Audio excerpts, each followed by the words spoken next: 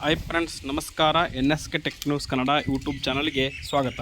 ನೋಡಿ ವಿದ್ಯಾರ್ಥಿಗಳೇ, ಈಗ ತಾನೇ ಜಸ್ಟ್ ಕರ್ನಾಟಕ ಪರೀಕ್ಷಾ ಪ್ರಾಧಿಕಾರವು ಈ ವರ್ಷದ ಒಂದು KCET ಫಲಿತಾಂಶವನ್ನು ಪ್ರಕಟ ಮಾಡಿದೆ. ಇಲ್ಲಿದೆ ನೋಡಿ, ಲೈವ್ ಆಗಿ ತೋರಿಸ್ಕೊಡ್ತಾ ಇದ್ದೀನಿ ನಿಮಗೆ. ನೋಡಿ, ಇದೇ ಲಿಂಕ್ ಮೇಲೆ ಕ್ಲಿಕ್ ಮಾಡಿ ನೀವೇನು ಮಾಡೋಕಪ್ಪ ಅಂದರೆ ನಿಮ್ಮ ಒಂದು ಫೋನಲ್ಲಿ KAR ರಿಸಲ್ಟ್ಸ್ ಅಂದರೆ PUC ರಿಸಲ್ಟ್ಸ್ ನೋಡ್ತಿರಲ್ವಾ, ಅದೇ ಒಂದು ವೆಬ್ಸೈಟಿಗೆ ಬನ್ನಿ.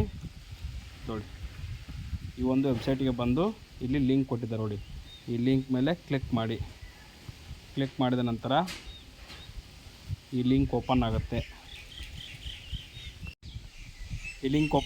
ಇಲ್ಲಿ ನಿಮ್ಮ ಒಂದು ರಿಜಿಸ್ಟ್ರೇಷನ್ ನಂಬರನ್ನು ಎಂಟ್ರ್ ಮಾಡಬೇಕು ಮತ್ತು ಇವರ ಫಸ್ಟ್ ನೇಮ್. ನಿಮ್ಮ ಒಂದು ಉದಾಹರಣೆಗೆ ಒಂದು ತಗೊಳ್ಳೋದಾದರೆ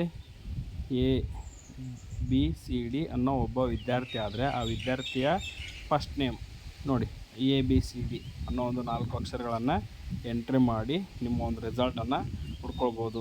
ಇಲ್ಲಿ ಕೊಟ್ಟಿದ್ದು ನೋಡಿ ಎಕ್ಸಾಂಪಲ್ಲು. ನೋಡಿ, ಲಹರಿ ಅನ್ನೋ ಸ್ಟೂಡೆಂಟ್ ಇದ್ದರೆ ಇಲ್ಲಿ ಕೊಟ್ಟಿದ್ದು ನೋಡಿ ಯಾವ ಥರ ಎಂಟ್ರ್ ಮಾಡಬೇಕು ಅಂತಂದೇಳಿ. ಎಂಟರ್ ದ ಕ್ಯಾರೆಕ್ಟರ್ ಈ ಥರ ಕೊಟ್ಟಿದ್ದಾರೆ. ಆ್ಯಂಡ್ ದೆನ್ ಇದು ಒಂದು ಕೊಟ್ಟಿದ್ದು ನೋಡಿ ಎಕ್ಸಾಂಪಲ್. ಈ ಥರ ನೋಡಿಕೊಂಡು ಎಂಟರ್ ಮಾಡಿ ರಿಸಲ್ಟ್ ನೋಡಿ ಅಂತ ಹೇಳ್ತಾ, thank you for watching this video.